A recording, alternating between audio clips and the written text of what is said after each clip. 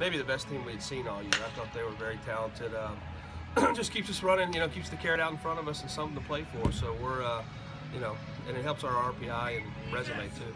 Is this a unique situation? You talk about the RPI, but being kind of in the pole position in the conference, and yet kind of having to rely at this point perhaps on that tournament. It's kind of a unique situation. It's pretty unique. I mean, we dug a hole early in the year, so that we put ourselves in that spot. But it is a weird, unique situation. But positive is we're still got a lot to play for. Have you seen teams in this position before? Is this, maybe Michigan last year was. Michigan. I remember sitting with their coach last year and talking about it at the tournament. And, very talented team, playing really good, and just but we're sitting in about the same spot we are with the RPI, so they had to win the tournament.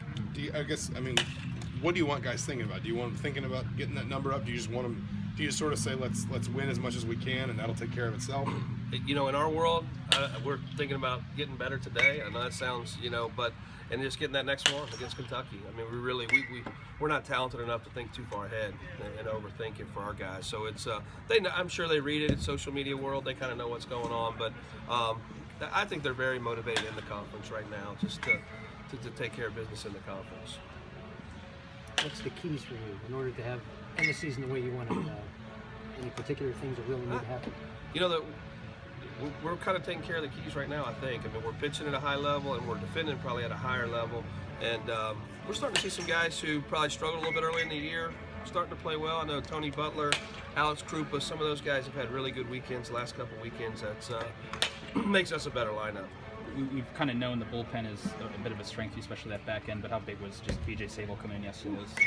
BJ was, that's the BJ. BJ's been a little inconsistent at times, but we know that's what's in there, and that was a huge part of the game. We felt like, especially when you match up with them and all those lefties they had in the lineup, it was a huge shot in the arm for us. Anything else? How about Kentucky? Looks like I think they beat Florida about a month or so ago and kind of scuffled a little bit the last couple of weeks. What do they bring to the table?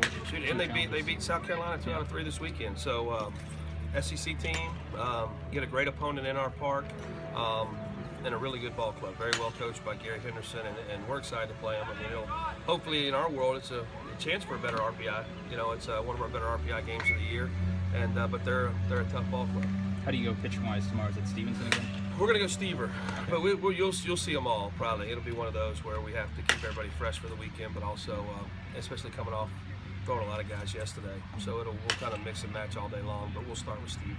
You mentioned guys like Tony Butler. Is the offense kind of settling in? You guys kept up with them Friday when the runs raced and the pitching kind of did the rest.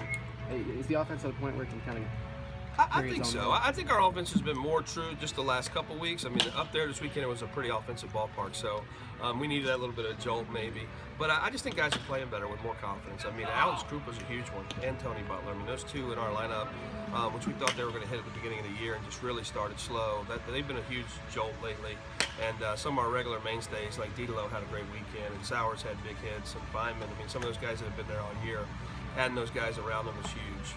With all that offense Friday and Saturday, did you kind of have to challenge, Bell or some of those pitchers yesterday to kind of come out? And well, I think that's a part of the, when usually if your Friday night guy's great and it's a close game, everybody falls in line, and it was one of those weekends where, it wasn't Evan's best start in terms of stuff, but he just competed, and so we had a lot of, I don't know if we turned 3 double plays in that game maybe, that he just made some great pitches when he had to, but it was, he competed, and you could tell it was a little bit, the wind died down a little bit yesterday too, so that helped. How much does Butler and Krupa getting on back-to-back change the at-bats for guys like Didelo and Sowers and Feynman with guys on base? It's just huge. I mean, and Didelo and Sowers will tell you it's so much easier to hit with guys on base, and Alex brings to us a stolen base threat too, so we get that speed factor in there, so that really helps. And it just blends the lineup. We don't have as many gaps in the lineup as we did, at times early in the year.